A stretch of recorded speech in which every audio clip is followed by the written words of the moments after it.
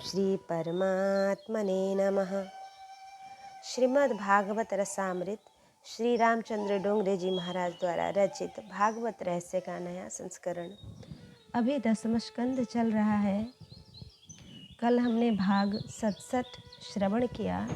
आज हम भाग 68 श्रवण करेंगे। कल की कथा में हमने श्रवण किया कि अक्रूर जी नंद जी को निमंत्रण देने के लिए गोकुल पधारे हैं। रास्ते में भगवान श्री कृष्ण की अनेक मधुर लीलाओं का स्मरण करते हुए अपने हृदय को भगवान के नाम से साफ करते हुए भक्तिमय हृदय से वे गोकुल पधारे हैं। गोकुल में भगवान श्री कृष्ण के उन्होंने दर्शन किए, अपने को उन्होंने धन्य धन्य समझा है। आज मथुरा प्रयाण भाग 68। बालकों को जब यह समाचार मिला कि उन्हें मथुरा जाना है, तब वे दौड़ते दौड़ते नंद बाबा के पास पहुंचते हैं और कहते हैं, बाबा मुझे भी अपने साथ ले चलो। कन्हैया अकेला जाएगा तो उसके साथ कौन खेलेगा? मैं लाला के साथ खेलूँगा, मुझे जाने से मत रोकना। बाबा हमको रथ में नहीं बैठना है, हम तो कंस के रथ के पीछे पीछे दौड़ेंगे। नंद बाबा ने उनसे कहा कि तुम अपने घर जाओ और अपने माता पिता से आज्ञा ले आओ। यह सुनकर बालक अपने अपने घर जाते हैं और अपनी माँ से कहते हैं, माँ कल कन्हैया मथुरा जाने वाला है, मुझे उसके साथ मथुरा जाना है। माँ को अपना बालक प्राणों से भी प्यारा लगता है। वे अपने बालक से कहती है कि तुम लाला के साथ जाना और उसको अच्छी तरह संभालना। लाला बहुत कोमल है। मथुरा जाने की तैयारी होने लगी। सभी आनंद मग्न हैं। केवल यशोदा माता व्याकुल है। वे नंद बाबा से पूछती हैं कि क्या आप कल मथुरा जाने वाले हैं? क्या अपने साथ मेरे लाला को भी ले जाने वाले हैं? नंद बाबा ने कहा, हाँ कल मथुरा जाना है। तू देखती नहीं कि कंस राजा ने लाला के लिए रथ भेजा है। यशोदा माता ने कहा, यही रथ देखकर आप भ्रम में मत पड़िए। कंस कपटी है, उसकी नीयत अच्छी नहीं है। इधर 2-3 दिनों से मुझे बड़े खराब सपने दिखाई देते हैं। मैं विचार करती थी कि मुझे ऐसे खराब सपने क्यों दिखाई देते हैं। मैं आपसे क्या कहूँ, आप अक्रूर से बातें करते हैं, किंतु मुझे यह अक्रूर काल जैसा दिखाई देता है। मेरा लाला मथुरा नहीं जाएगा। उसे सवेरे उठते ही भूख लगती है। जब मैं उसे सवेरे मक्खन देती हूँ तब वह थोड़ा खाता है। वह बड़ा संकोची है। लाला देखने में बड़ा सुंदर लगता है। मुझे भय रहता है कि अत्यंत सुंदर होने के कारण कन्हैया को किसी की नज़र न लग जाए। मथुरा जाने पर कोई स्त्री उस पर जादू कर देगी। वह यहाँ से मथुरा जाने के बाद फिर वापस नहीं आ सकेगा। स्त्री उस पर जादू कर दे, यह मुझे प्राणों से भी बढ़कर प्यारा लगता है। यही मेरा आधार है। इससे वृद्धावस्था में मेरी आंखों से दूर न करिए। आपकी जाने की बड़ी इच्छा हो तो बलराम को साथ ले जाइए। मैं लाला को अपने साथ ही रखूंगी, उसे नहीं भेजूंगी। यदि कन्हैया हट करेगा तो मैं भी उसे नहीं भेजूंगी, तभी भी नहीं भेजना मुझे उसे। नंद बाबा कहते हैं, कन्हैया का 11वां वर्ष चल रहा है, इससे कुछ बाहरी ज्ञान होना चाहिए। तुम इसे घर में कितने दिन कैद रखोगी? मैं इसे जल्दी गोकुल का राजा बनाना चाहता हूँ। कंस एक बड़ा राजा है, उसके साथ उसकी जान पहचान होगी। कंस ने इसे लाने के लिए रथ भेजा है। यदि इसे न भेजूं तो वह बुरा मानेगा और दुश्मनी करेगा। यशोदा जी कहती हैं, यहाँ से जाने के बाद वह जल्दी वापस नहीं आएगा। नंद बाबा ने कहा, वह वापस क्यों नहीं आएगा? मैं इसके साथ जाने वाला हूँ। मैं इसे मथुरा में सब कुछ दिखाऊंगा, फिर इसे रथ में बैठाकर वापस ले आऊँगा। नंद बाबा को यह पता नहीं कि मथुरा में क्या होने वाला है। वे यशोदा की बात नहीं मानते। घर के सब लोग सो गए हैं। नंद बाबा यह बात भूल गए हैं।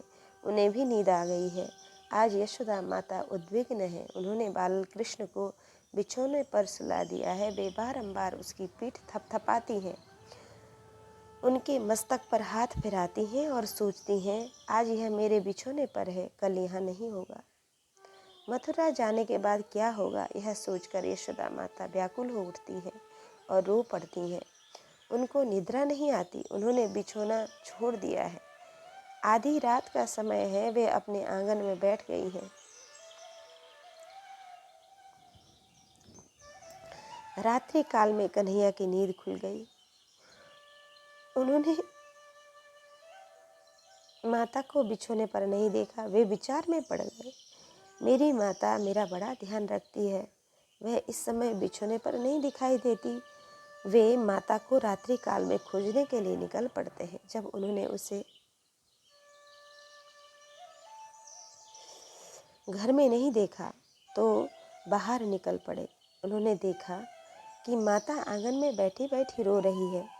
वे अपने पीताम्बर से माता के आंसू पोंछते हैं और कहते हैं, माँ तू क्यों रो रही है? मैं तेरा पुत्र हूँ, तू जो कहेगी वह करने में मुझे कोई संकोच नहीं। वह करने को मैं तैयार हूँ, तो बिल्कुल मत रो।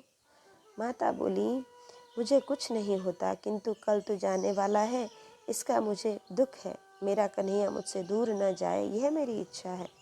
लाला ने कहा, मैया मुझे मथुरा नहीं जाना है, किंतु कंस मामा की आज्ञा न मानूं तो उनको बुरा लगेगा, इसलिए कल मैं उनके यहाँ जाऊंगा। यह सुनकर माता ने कहा कि मुझे तेरे बिना कुछ सुहाता नहीं। किंतु जब लाला ने यह कहा कि मैं वापस आऊँगा, तब माता को आनंद हुआ कि मेरा पुत्र जो कहता है उसी के अनुसार कार्य करता है।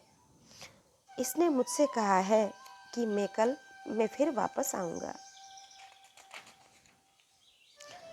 माता को आनंद हुआ। आनंद के कारण वह यह भी न पूछ सकी कि तू कब वापस आएगा। बाल कृष्णलाल ने भी इतना ही कहा कि मैं आऊँगा। हमें किसी मनुष्य की आशा नहीं करनी चाहिए और परमात्मा की आशा नहीं छोड़नी चाहिए। ब्रजवासी इस आशा से जी रहे हैं कि कृष्ण ने आने के लिए कहा है, इसलिए वह अवश्य आएगा। यशोदा माता ने विचार किया कि बेटा अकेला सोने वाला नहीं है, इसलिए वे भी सो गईं। माता को निद्रा तो नहीं आती, किंतु लाला को समझाने के लिए बिछोने पर पड़ी आंख बंद कर लेती हैं। माँ लाला को अपनी छाती से चिपका लेती हैं। आज यशोदा माँ के हृदय में लाला ने प्रवेश किया। प्रातः काल हो गया। यशोदा माता ने श्री कृष्ण बलराम को जगाया, उनके शरीर पर सुगंधित तेल की मालिश की और स्नान कराया। लाला ने पीताम्बर धारण किया। यशोदा माता ने लाला का अंतिम श्रृंगार किया और उनका श्रृंगार करते करते रो पड़ी। माता का प्रेम देखकर लाला की आंखों में आंसू आ गए। उन्होंने कहा कि माँ, मुझे रोती देखकर मुझे दुख होता है। तुझे रोती देखता हूँ तो मुझे बहुत कष्ट और दुख होता है। माँ ने अपने दुख का वेग दबा दिया। इस ओर अक्रूर जी ने रथ तैयार किया और आंगन में ले आए। जब गोपियों को यह समाचार मिला तो वे सब यशोदा जी के आंगन में पहुँच गईं। आज तो राधा जी भी आ गईं। उनकी उम्र 9 वर्ष की है। उनका श्रृंगार बहुत सादा है। उन्होंने जब से यह जाना है कि श्री कृष्ण मथुरा जाने वाले हैं, तभी से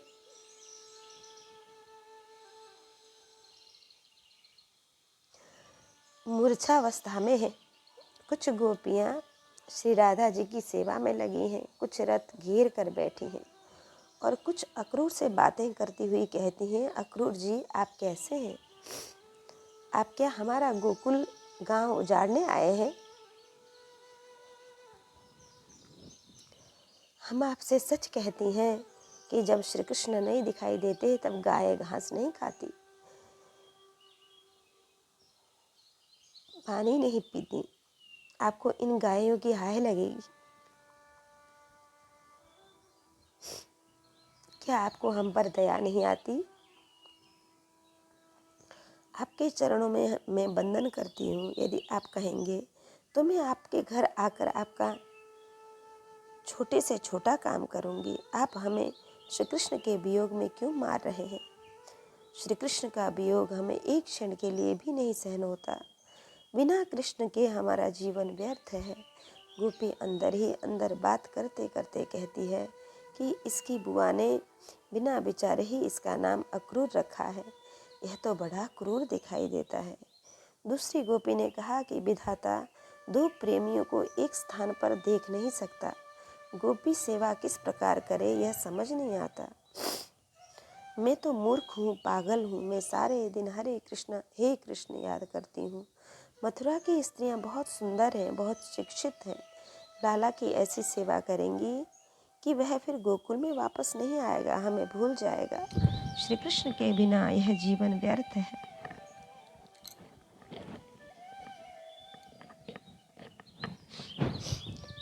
कुछ गोपियाँ विचार करती हैं, मैं रथ के आगे सो जाऊंगी और देखूंगी कि वे रथ को कैसे आगे ले जाते हैं।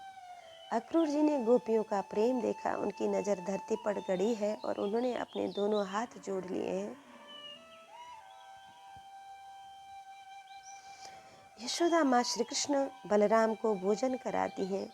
भोजन कराने के बाद वे बाहर आते हैं। उस समय राधा जी तो मूर्छित होकर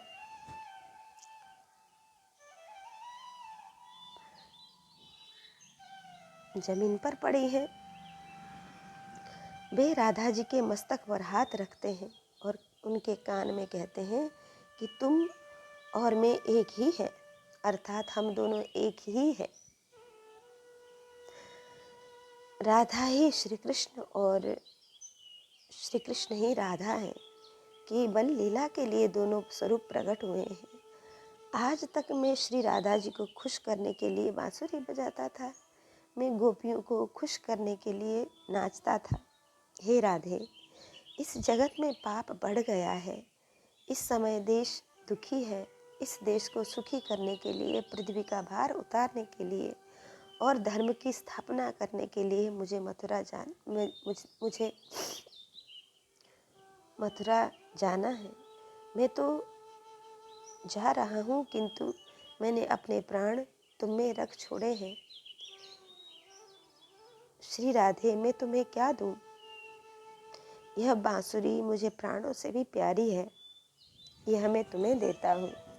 मथुरा जाने के बाद मैं बांसुरी नहीं बजाऊंगा, शंख बजाऊंगा।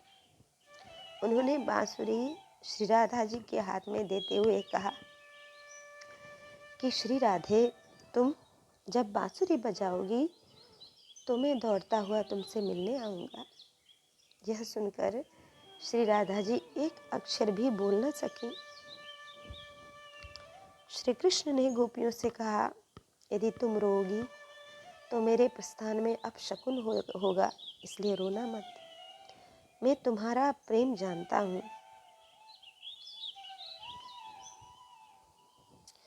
स्वामी की आज्ञा होते ही गोपियाँ आँख के आंसू रोकते हुए खड़ी हो जाती हैं।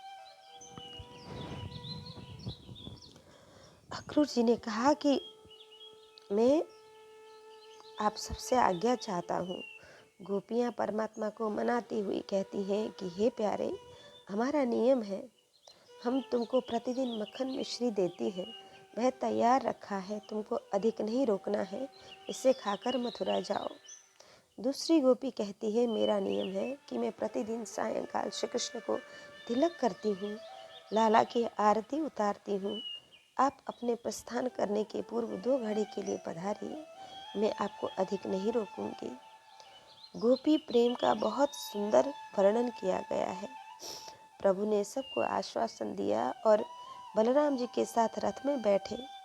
रथ में विराजमान श्री कृष्ण के दर्शन से गोपियाँ व्याकुल हो उठी कि कन्हैया जा रहा है, अब इसका दर्शन कब होगा।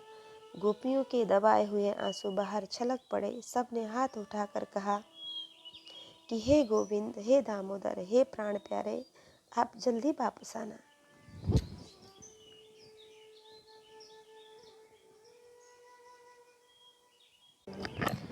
एवं ब्रुवाणा विरहातुरावृशं व्रजस्त्रियः कृष्ण विषक्तमानसः विसृज्य लज्जां रुरुदु स्म सुस्वरं गोविन्द दामोदर माधवेति।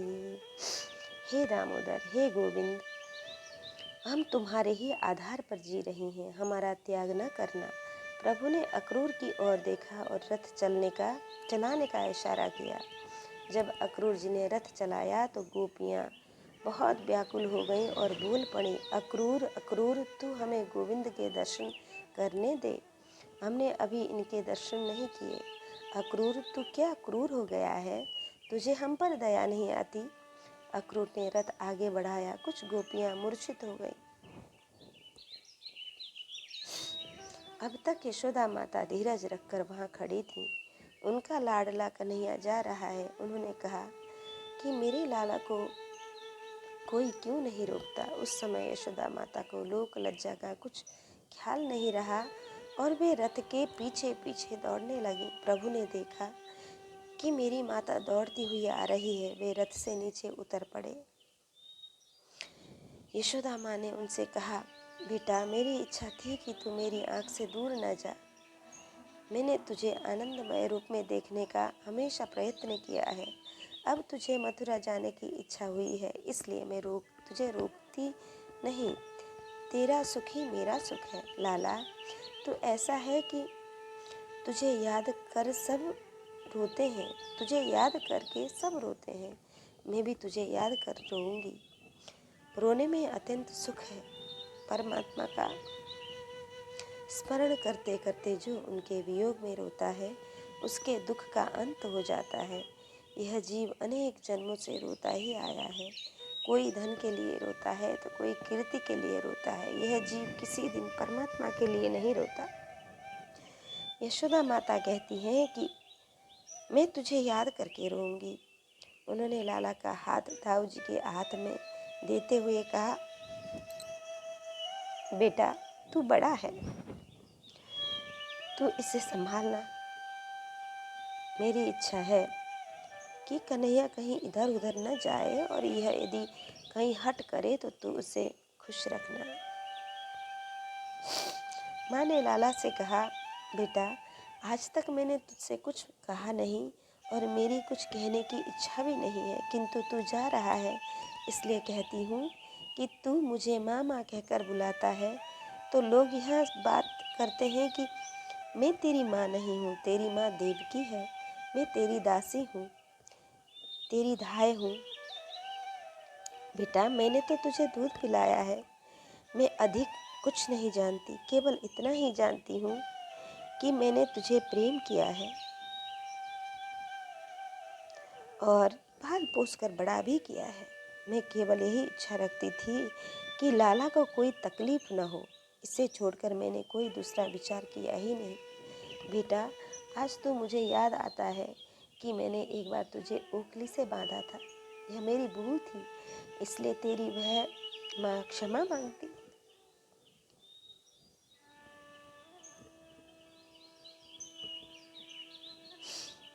बेटा, मन में उसके लिए नाराज न होना। जब तेरी इच्छा हो तो घर आना। यशोदा माँ खूब रोती है।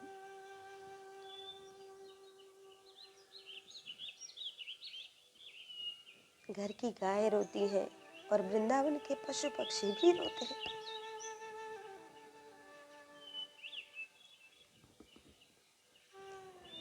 गोपियाँ रोती हुई कहती हैं कि हमारा कन्हैया जा रहा है। सबका प्रेम देखकर अक्रूर जी भी रोने लगे।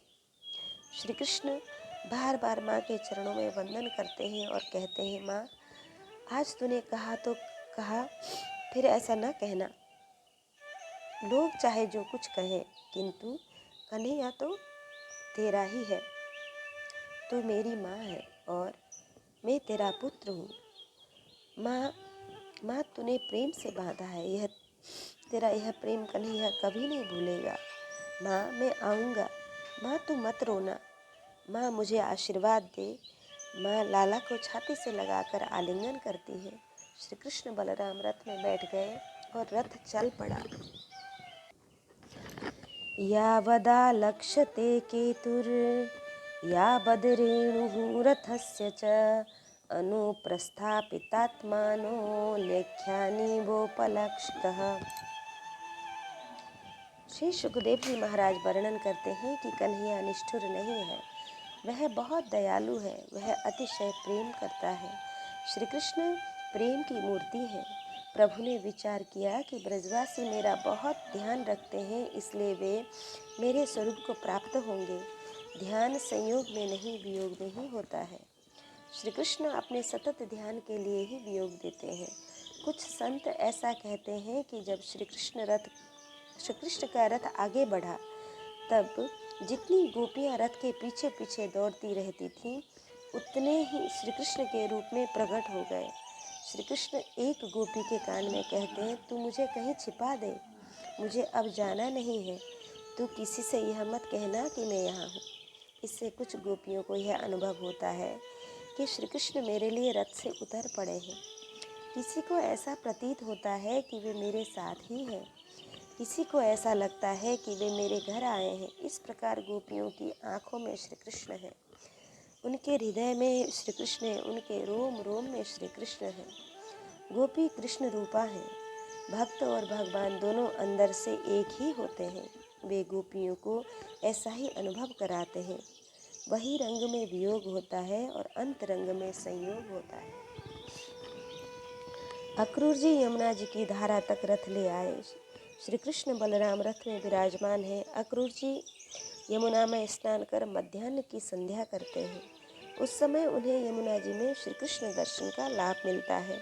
श्री कृष्ण रथ में विराजमान है और ये यमुना जी में भी दिखाई देते हैं। अक्रूर जी को विश्वास है कि श्री कृष्ण परमात्मा है और भगवान के दर्शन का आनंद मिला है। अक्रूर जी श्री कृष्ण की स्तुति करते हैं। श्री कृष्ण मथुरा पहुंच जाते हैं।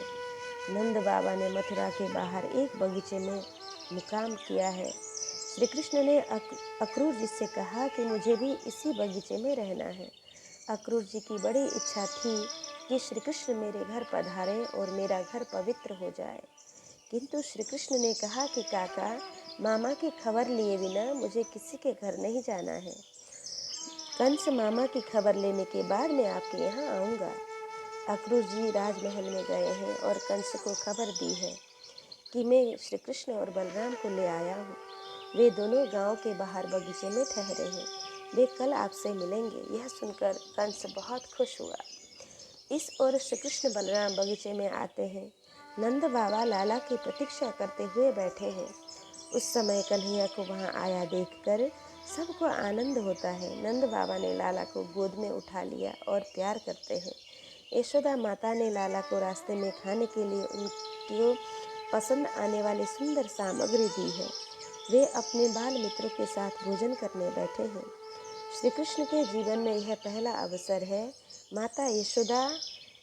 जब माता यशोदा उनके साथ नहीं है, भोजन करते समय उन्हें माँ का प्रेम याद आता है कि वह कितना प्रेम करती है। श्री कृष्ण यशोदा माँ का स्मरण करते हैं और उनकी आंखों में आंसू भर जाते हैं। उनका कौर हाथ में ही रह जाता है। वे भोजन नहीं कर सकते। नंद बाबा से कहते हैं कि मुझे मेरी माँ बहुत याद आती है।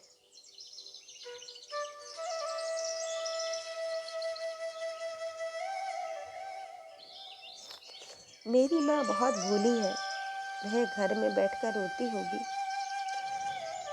उस समय मेरी माँ को कौन समझाता होगा।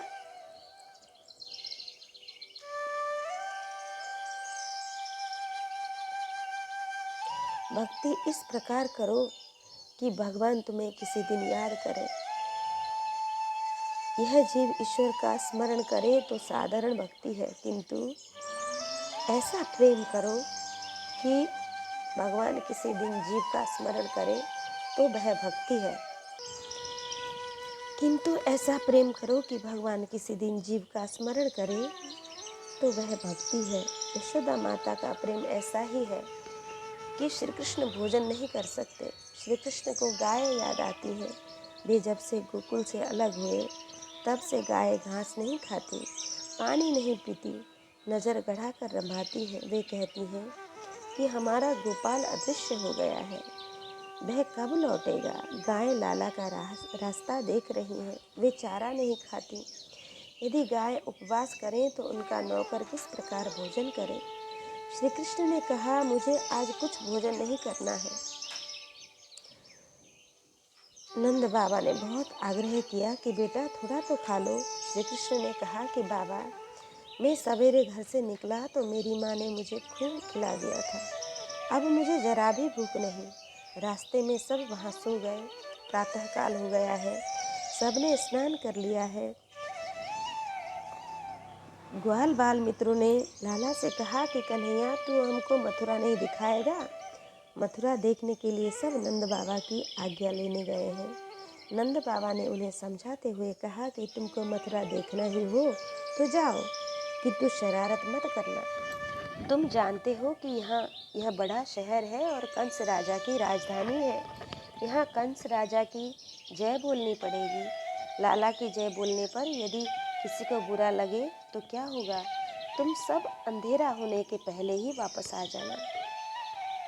श्री कृष्ण अपने बाल मित्रों के साथ मथुरा में प्रवेश करते हैं।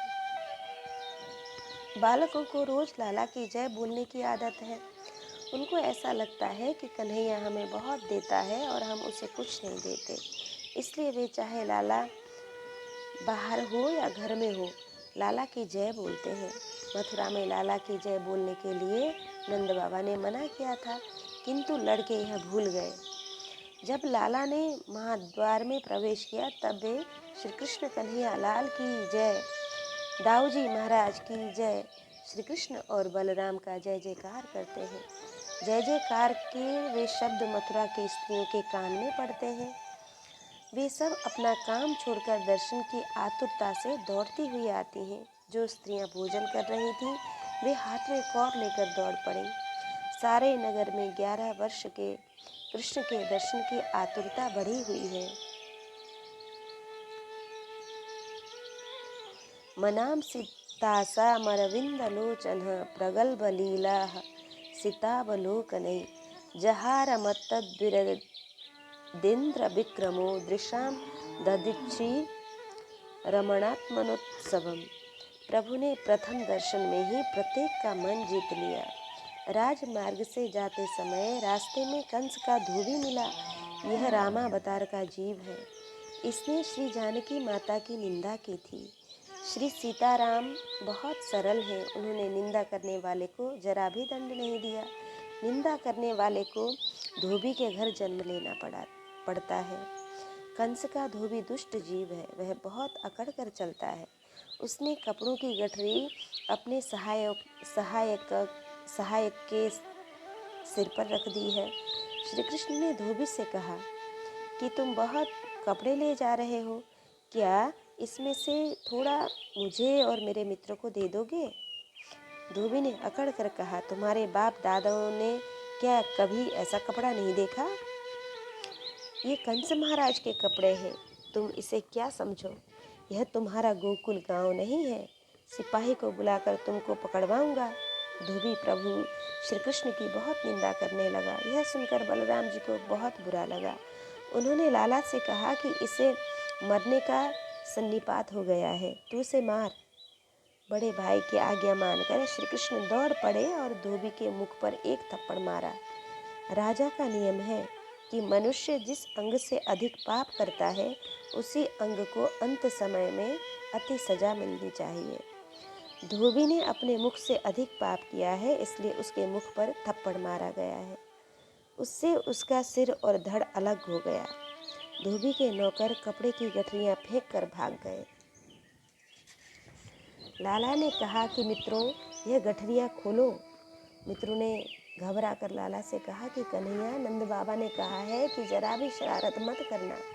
तुझे चोरी करने की आदत है, वह आदत अभी गई नहीं है। तूने रास्ते में धोबी को मार डाला और हमें कपड़ा लेने के लिए कहता है।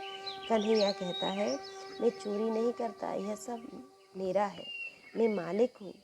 तुमको इसके बाद इसकी अधिक जानकारी मिलेगी। यह सुनकर भी जब बालकों को हिम्मत नहीं हुई, तब श्री कृष्ण गठरियाँ खोलने लगे। वे एक एक को पीताम्बर देते हैं, जरी का दुपट्टा देते हैं, साफा बांधते हैं और मित्रों को सुंदर सुंदर कपड़े पहनाते हैं। आज तक तो वे काली कमली उड़कर और ग्वालों के साथ गाय लेकर वृंदावन में जाते थे। आज तक मालिक का नियम था कि सिले हुए कपड़े न पहनने और हाथ में शस्त्र न लें। आज तक वे श्री गोपाल कृष्ण थे, अब वे मथुरा नाथ होने वाले हैं। लाला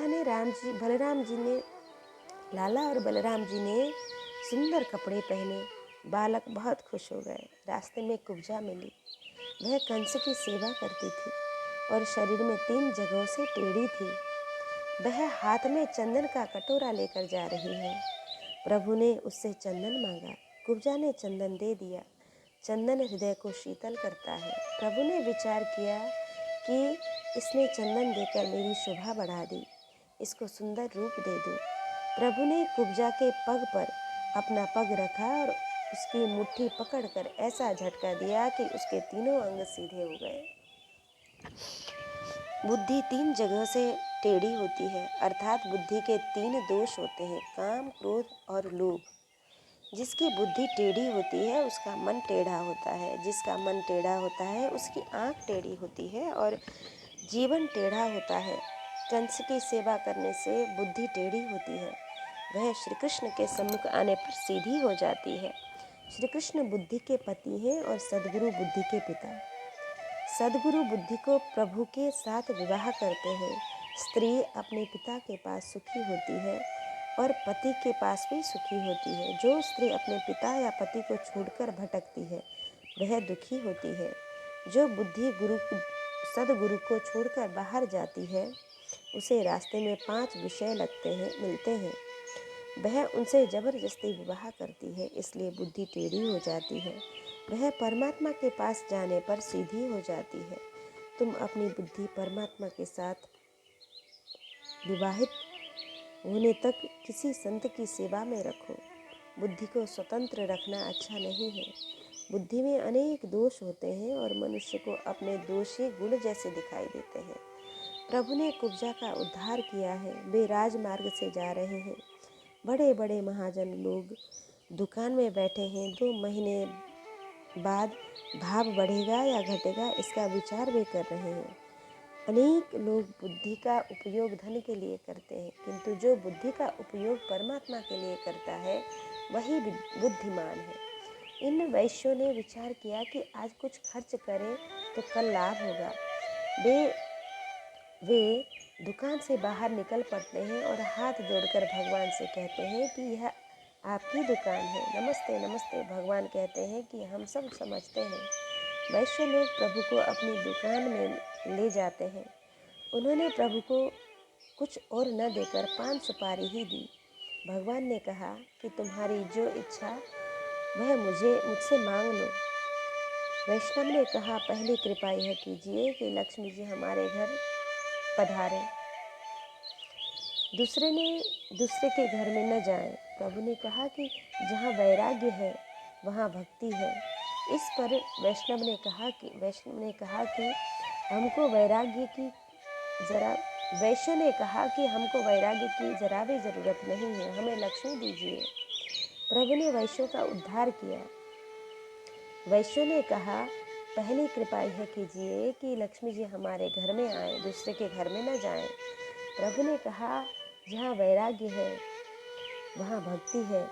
इस पर वैश्य ने कहा कि हमको वैराग्य और भक्ति की ज़रूरत नहीं, हमें लक्ष्मी दीजिए। प्रभु ने वैश्यों का उद्धार किया। प्रभु अब और आगे बढ़े तब उन्हें एक बड़ा मंडप दिखाई दिया। उसमें बैठकर ब्राह्मण यज्ञ कर रहे थे। कंस के सेवक उसका पहरा दे रहे थे। श्री कृष्ण का स्वरूप इतना मंगलमय है कि वे सब उनको देखते ही रह गए। श्री कृष्ण ने मंडप में प्रवेश किया, यज्ञ का धनुष उठाया और उसे कड़ कड़ कड़ करते हुए तोड़ दिया। ब्राह्मण घबरा गए। उनको ऐसा लगा कि यह यज्ञ में विघ्न हो गया, इससे यजमान की कुछ हानि होगी। कंस के सेवक दौड़ते हुए आए। दाऊजी ने उन्हें मार भगाया।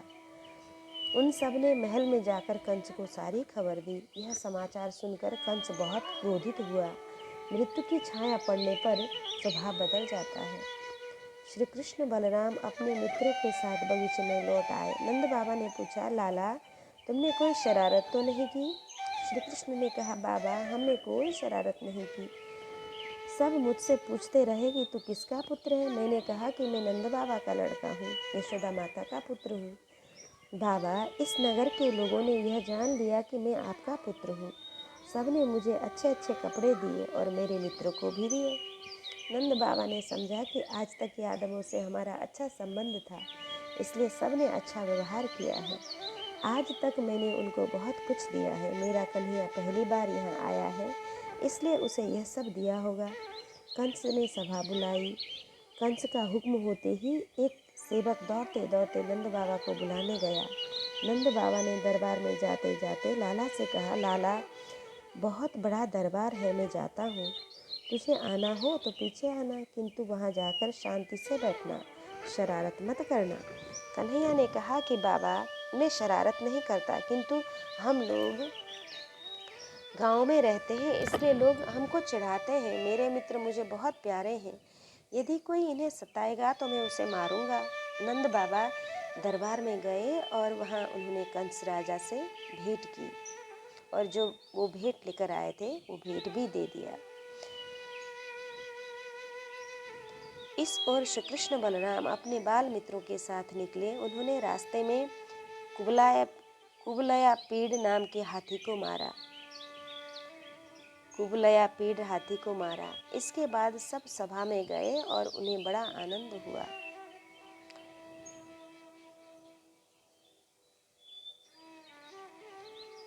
मल्ला नाम शनिर्नृणां नरबरः स्त्रीणां स्मरो मूर्तिमान् गोपानां स्वजनो सतां क्षितिभुजां शास्ता स्वपित्रो शिशुः मृत्युर्भोज पतिर्विराड विदुषहं तत्त्वं परम योगिनां वृष्णीणां परदेव तेति विदितो रंगे गतः साग्रजः। वहाँ बैठे हुए ऋषियों को यह विश्वास हो गया कि गायत्री जप करते हुए हम जिस नारायण का ध्यान करते हैं वह परब्रह्म यही है। वे स्त्रियों को कामदेव जैसे सुंदर प्रतीत हुए और कंस को काल के समान दिखाई दिए। जिसके हृदय में जैसा भाव था उसको उसी रूप में श्री कृष्ण ने दर्शन दिए हैं। पहलवानों ने अपना हाथ ऊंचा करके श्री कृष्ण बलराम को अपनी ओर बुलाते हुए कहा कि इधर आओ, तुम गिरिराज में बहुत कसरत करते हो, राजा को खुश करने के लिए चलो हम कुश्ती करें। जिसकी जीत होगी उसे कंस महाराज भेंट देंगे। प्रभु ने हाथ जोड़कर कहा, राजा को खुश करना प्रजा का धर्म है। यदि राजा को कुश्ती देखने की इच्छा हो तो मैं कुश्ती करने के लिए तैयार हूँ। आप बड़े पहलवान हैं और मैं बालक हूँ। आप किसी बालक को बुलाइए तो मैं कुश्ती करूँगा। कंस ने चाणूर को इशारा किया। चाणूर नशे में मस्त था। उसने कहा कि ऐसा नहीं होगा, तू बालक नहीं है, तूने बड़ा हाथी मारा है, चल मेरे साथ कुश्ती कर। ऐसा कहकर उसने श्री कृष्ण का हाथ पकड़कर खींचा। लाला को भी थोड़ा क्रोध आ गया। लाला ने कूदकर अखाड़े में प्रवेश किया। चाणूर से उसकी कुश्ती होने लगी। बलराम जी ने उसे देखा और विचार किया कि यशोदा माता की आज्ञा है कि कन्हैया अकेला कहीं न जाए। बलराम जी दौड़ते हुए अखाड़े में कूद पड़े। एक अखाड़े में दो कुश्तियाँ होने लगी, चाणूर के साथ श्री कृष्ण और मुष्टिक के साथ श्री बलभद्र की। सुखदेव जी महाराज वर्णन करते हैं, हे राजन, यह संसार ही एक बड़ा अखाड़ा है। इस अखाड़े में काम और क्रोध ये दोनों बड़े पहलवान हैं। ये दोनों इस जीव को अनेक बार पछाड़ते हैं। यह जीव अनेक जन्म से काम और क्रोध की मार खाता है। क्रोध का विनाश करने और काम पर विजय पाने के लिए ही जन्म लेना पड़ता है। बलराम ही शब्द ब्रह्म है और श्री कृष्ण पर ब्रह्म है। जो नाद ब्रह्म की उपासना करता है और परमात्मा के साथ अतिशय प्रेम करता है वह काम और क्रोध पर विजय प्राप्त कर सकता है। सभा में बैठे हुए लोग तमाशा देख रहे हैं, किंतु नंद बाबा इसे देख नहीं सके। वे बोले, यह पहलवान तो पहाड़ जैसा दिखाई देता है और मेरा कन्हैया केवल 11 वर्ष का बालक है। क्या यह कन्हैया को मार डालेगा? यशोदा जी मुझसे कहती थी कि कंस कपटी है, सोने का रथ देकर मैं भूल पड़ा, नहीं तो मैं लाला को लाने ही वाला नहीं था। नंद बाबा बहुत घबरा उठे और उन्होंने हाथ जोड़कर कंस राजा से कहा कि राजा, यह तो अधर्म युद्ध हो रहा है। एक और बड़े पहलवान हैं और दूसरी ओर मेरे छोटे से बालक हैं। कंस ने क्रोध में कहा कि मैं धर्म को नहीं मानता, तुम बैठ जाओ। नंद बाबा बहुत घबरा उठे। वे विचारने लगे कि अखाड़े में मालिक के देव श्री हनुमान जी हैं। उनकी कृपा जिस पर होगी अखाड़े में उसी की जीत होगी। नंद बाबा ने हनुमान जी महाराज की मनौती मानी कि वे हनुमान जी महाराज, हे हनुमान जी महाराज, मैं आपकी वंदना करता हूँ। जय जय जय हनुमान गुसाई, कृपा करहु गुरुदेव की नाई। तुम मेरे लाला को संभालना और शक्ति देना। गोकुल में लौटने पर मैं 2 मन लड्डू बनवाऊंगा, आपको चढ़ाऊंगा। लाला आपका बालक है। लाला ने देखा कि बाबा बहुत घबरा रहे हैं। उसने चाणूर को ऐसा धक्का मारा कि वह नीचे गिर पड़ा। नंद बाबा को ऐसा लगा कि लाला में हनुमान जी प्रवेश कर गए हैं। मैंने मनौती मानी है, मेरा कन्हैया अभी बालक है। क्या यह किसी पहलवान को नीचे गिरा सकता है? यह तो हनुमान जी की कृपा है। चाणूर को विश्वास हो गया कि श्री कृष्ण बालक नहीं किंतु मेरा काल है। क्या कई ऐसे बालक हो सकते हैं? मैंने ऐसे पहलवान आज तक नहीं देखे। यदि मैं कुश्ती से भाग जाऊं तो कंस मुझे मार डालेगा, इसलिए श्री कृष्ण के हाथ से मरूं तो मेरा मरण सुधरेगा। आखिरी उपाय करो। उसकी मुट्ठियां वज्र से भी कठोर थी। उसने निश्चय किया कि मैं दौड़ता हुआ आकर श्री कृष्ण की छाती पर मुष्टि प्रहार करूं। काम इसी प्रकार जीव को मारने आता है। जो गाफिल रहता है वह कामी की मार खाता है। श्री कृष्ण सर्वकाल सावधान है, गाफिल नहीं है। चाणूर ने क्रोध में दौड़ते हुए श्री कृष्ण की छाती में जैसे ही मुष्टि प्रहार करने का इरादा किया, वैसे ही श्री कृष्ण ने उसकी दोनों कलाइयाँ पकड़ ली और चारों ओर फिराकर ऐसा पटका कि उसकी मृत्यु हो गई। बलराम जी ने मुष्टि को मारा।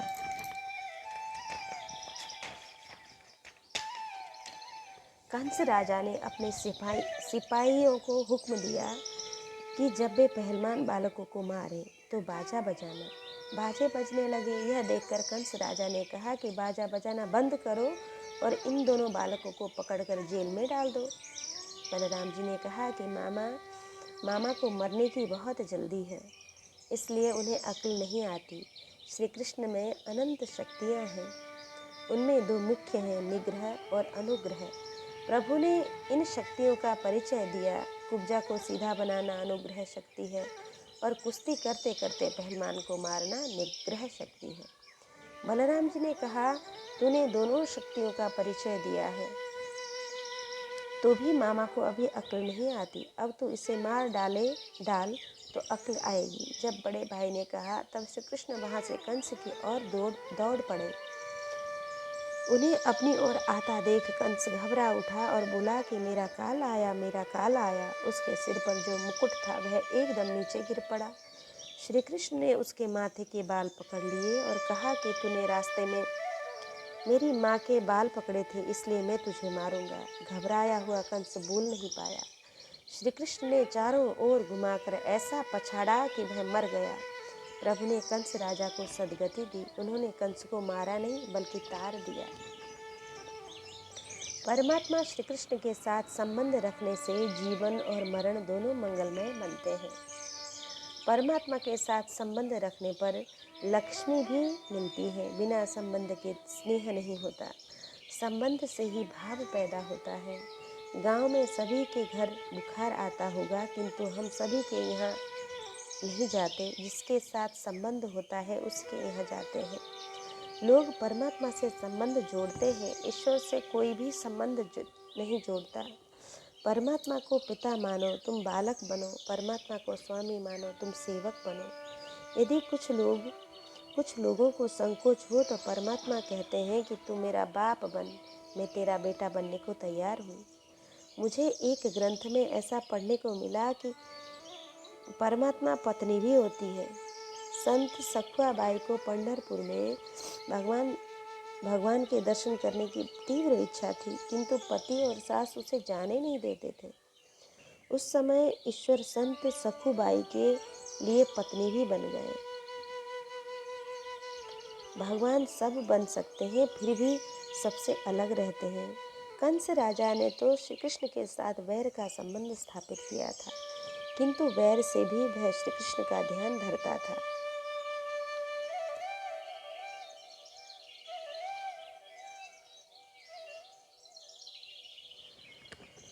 प्रभु ने कंस को मुक्ति दे दी।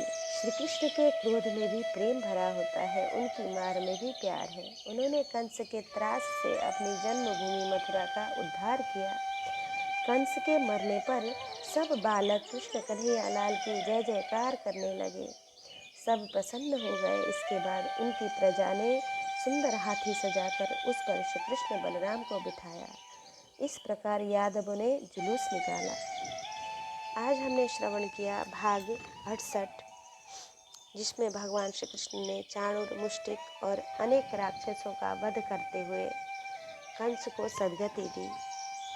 कृष्णाय वासुदेवाय हरे परमात्मने प्रणतक्लेशनाशाय गोविंदाय नमो नमः।